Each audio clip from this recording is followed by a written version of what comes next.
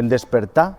dimpués d'ixa festa que va compartiu con gent prou interessant i dimpués de la revelación que le heba feito la suya yaya cuando dormeba, Severino se sentiva plieno de sentimientos confusos, goyo, excitación, responsabilidad y mesmo espanto.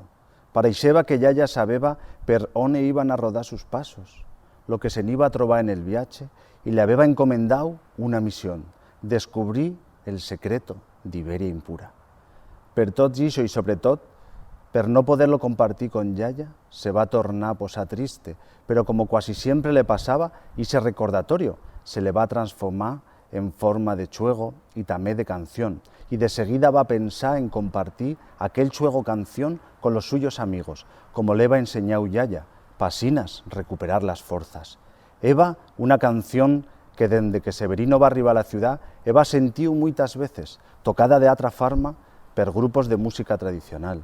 y a través va para cuenta de la importancia d'Iberia impura,